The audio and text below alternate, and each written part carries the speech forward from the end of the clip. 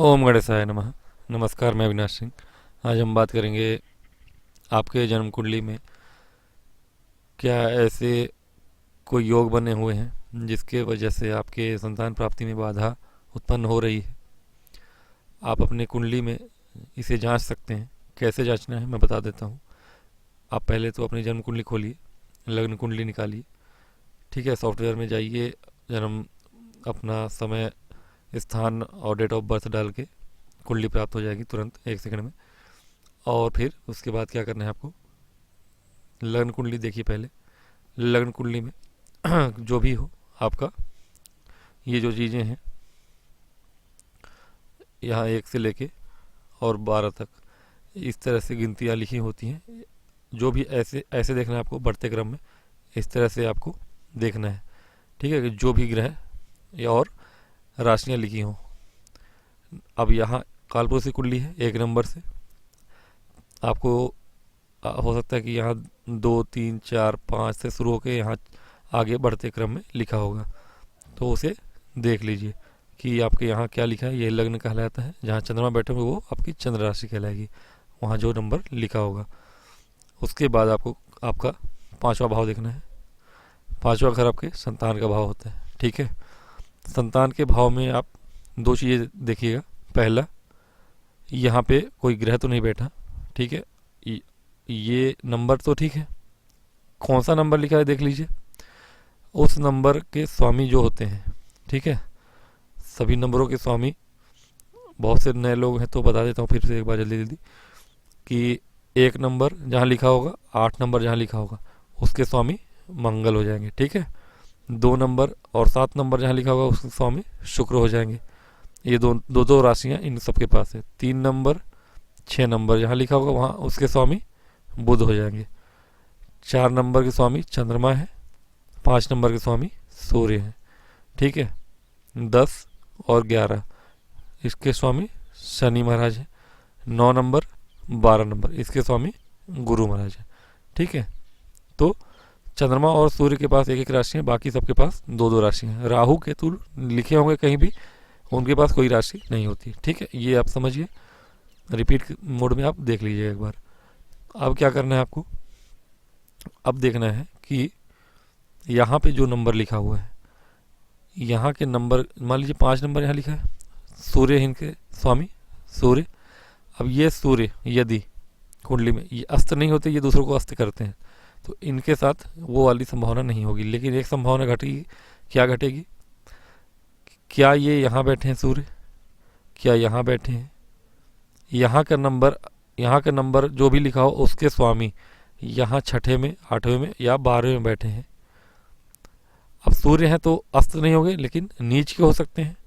ठीक है, जहाँ भी बैठेंगे, मान लीजिए कि 6ठे में बैठे हो, 8वें में, जहाँ भी तीनों में से बैठे हो, यदि नीच के होकर बैठे, यानी 7 नंबर की गिनती में बैठे होंगे, कहीं भी 7 नंबर लिखा हो इन तीनों जगह में से, वहाँ बैठे हो, ठीक है, तो नीच के होंगे। और शत्रु राशि में यदि बैठे हो, इन तीनों में 7 नंबर है तो ठीक है, नीच के हो गए।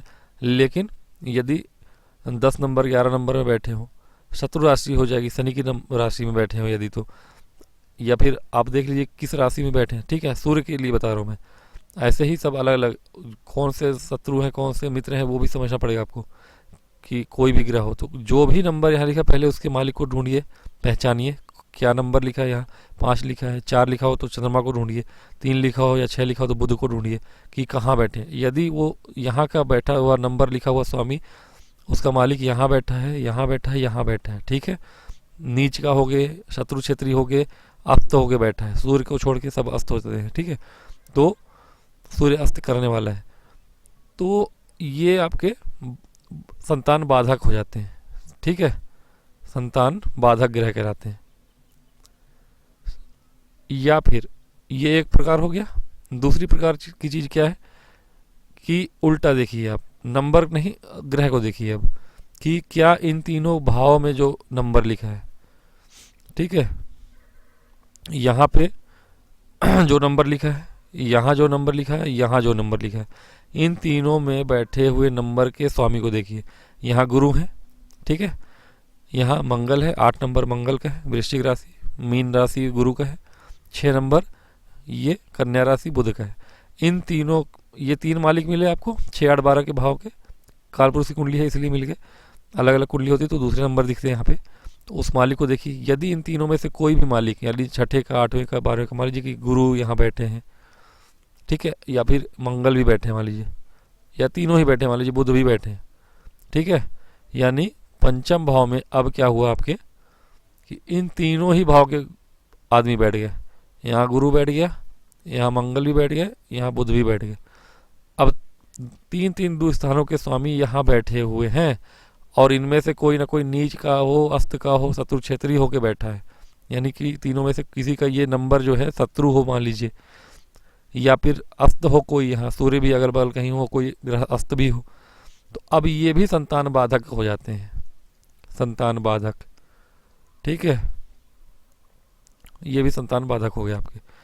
अब जो भी ग्रह संतान बाधक है, उस ग्रह से संबंधित पाप आपको भोग रहे हैं आप, पूर्व जन्म में उस ग्रह से संबंधित आपने पाप किया है, ये मानी चलिए आप। तो पहले दोनों तरह से चेक करिए, यहाँ का बैठा स्वामी कहीं ये तीनों भाव में तो नहीं बैठा है, या शत्रु क्षेत्रीय होके भी तो नहीं बैठा, या अस्त होके तो नहीं बैठा, तो वो भी आपका संतान बाधक होगा। या फिर इन तीनों के स्वामी में से किसी एक का स्वामी यहाँ तो नहीं बैठा, वो ग्रह आपका संतान बाधक होगा। दोनों प्रकार से बाधक हो रहे, तो 2 ग्रह 3 ग्रह, कितने ग्रह बैठे हैं, कितने ग्रह संतान बाधक है, दोनों प्रकार से संतान बाधक है। ये तीनों चीजें आप देखिए, तो कौन क्या कैसा संतान बाधक है। जो ग्रह संतान बाधक बनेगा, उस ग्रह से संबंधित पाप आप भोग रहे हैं, पूर्व जन्म में आपने वो ऐसा पाप किया है, यह संबंधित पाप होता है। जैसे सूर्य हैं यदि आपके संतान बाधक, तो आपने भोलेनाथ से शत्रुता की है पिछले जन्म में, भोलेनाथ, ठीक है, भोलेनाथ से संबंधित या गरुड़ से संबंधित, है ना, गरुड़ से संबंधित कोई पाप किया है आपने, ये समझिए चलिए। ये तीनों ये चीजें होती हैं, ठीक है। चंद्रमा, भोलेनाथ, गरुड़, या पितरों से, मतलब पितृदोष भी मान सकते हैं आपको इसको, है ना, पितृदोष भी, पितृ भी आपके नाराज हैं, ये सूर्य का हो गया।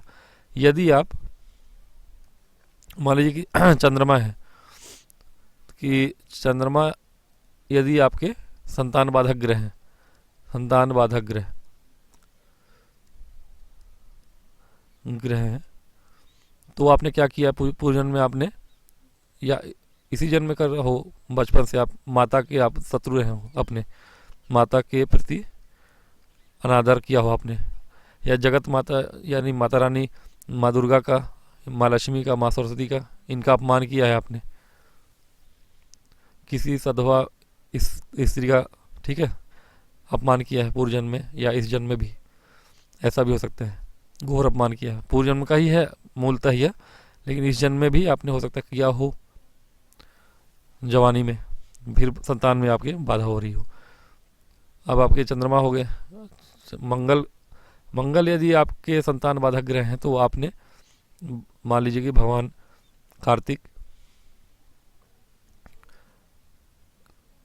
कार्तिक के प्रति शत्रुता रखी है, अथवा कोई पूर्व जन्म का शत्रु आपका, या कोई बंधु, ये बंधु हो सकता है आपका, ये इनसे आपकी शत्रुता रही हो, आपने उनका कुछ अनुचित किया हो, इसलिए आपके संतान बाधक ग्रह मंगल है। अब आप ये मंगल बाद बुध महाराज आपके यदि संतान बाधक ग्रह हैं, तो आपके इसमें बहुत कुछ है। बुध महाराज आपके संतान बाधक ग्रह हैं, तो बुध महाराज भगवान विष्णु का अपमान किया आपने, या उनके साप का भागी हैं आप, कैसे होंगे, गौ की हत्या करी होगी आपने, है ना, गौ की हत्या की होगी, लेकिन भगवान विष्णु के साप का भाजन होता है। या पूर्व जन्म में आपने प्राणियों का, मछलियों का,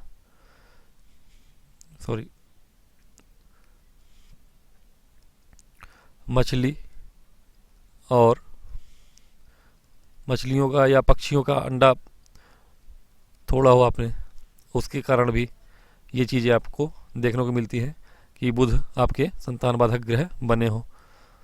गुरु आपके यदि हैं, तो गुरु यदि आपके संतान बाधक ग्रह हैं, तो आपने अपने कुलगुरु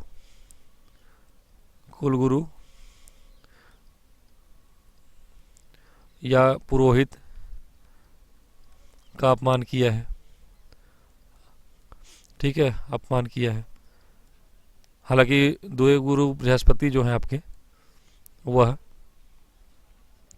ऐसा जातक जो है, हो सकता है कि पूर्व जन्म में इसने गौ पाप भी किया हो, गौ हत्या जैसी पाप की हो। इसके अलावा गुरु के बाद आपके शुक्र हैं। शुक्र यदि आपके संतान बाधक ग्रह हैं तो आप समझिए आपने पूर्व जन्म में कहीं ना कहीं किसी सधवा स्त्री, है ना, सधवा स्त्री का अपमान किया है, अथवा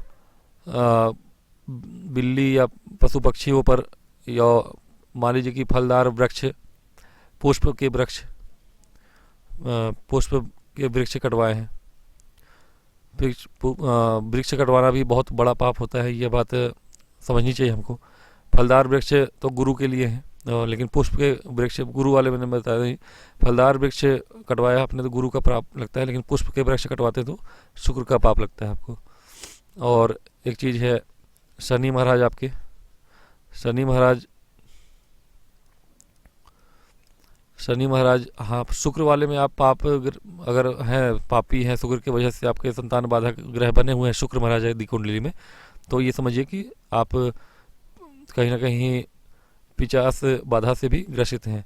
शनि महाराज यदि हैं तो आपने पूर्व जन्म में कहीं ना कहीं ये भी, हालांकि पिशाच बाधा तो शनि महाराज भी करते हैं, लेकिन हाँ, छोटे लोगों के आपने प्रति बहुत ही अपमानजनक चीज़ें करी हैं, कामगारों के प्रति आपने बहुत गलत रवैया रखा है। शनि महाराज आपके इस प्रकार के दंड देते हैं। राहु आपके हैं, राहु और केतु, ये दोनों ही, राहु यानी 50 बाधा, 50 और या यक्षिणी, ये सब इनकी जो भी है इन लोगों के वजह से, और केतु के साथ भी इस तरह की बाधाएं हैं। राहु केतु या राहु और शुक्र एक साथ हो तो गौ पाप और 50 बाधा एक साथ होती है लोगों में। तो ये सारी चीज़ें हैं कि आपने पूर्व जन्म में कुछ ना कुछ ऐसे दुष्कृत्य किए हैं कि आपको संतान बाधा में प्रॉब्लम आ रही है। अब इसका करना क्या है, तो जिस ग्रह से संबंधित आप पाप कर रहे हैं उस ग्रह को ही बलि करिए, उसकी भी पूजा करिए, और उससे हुए संबंधित पाप को सही करने की कोशिश करिए। और पुत्र प्राप्ति के लिए सूर्य को जल चढ़ाना सदैव, और भोलेनाथ की पूजा करना, भोलेनाथ को जल चढ़ाना, जातक हो या जाति का, भोलेनाथ को जल चढ़ाइए, और केले के पेड़ में जल चढ़ाइए, केले के पेड़ में जल चढ़ाइए, ये हो गया, और सूर्य को जल चढ़ाइए। ये 3 चीज़ आप करते हैं तो आपके बहुत सारे पाप नष्ट होके पुत्र प्राप्ति होती ही होती है। ये 3 चीज़ आप करिए, किसी भी प्रकार की, किसी भी ग्रह के लिए बोल रहा हूँ मैं, ये तीनों चीज़ सबके लिए उपाय होता है। बाकी संबंधित ग्रह का भी आप पूजा अवश्य करिए, तो ये चीज़ें आपको लाभ अवश्य देंगी। तो आज के लिए इतना ही। इस वीडियो में कुछ नई चीज़ों के साथ मैं फिर मिलूँगा, और मुझे विदा करें, और लाइक और सब्सक्राइब प्लीज़ करें। नमस्कार, प्रणाम।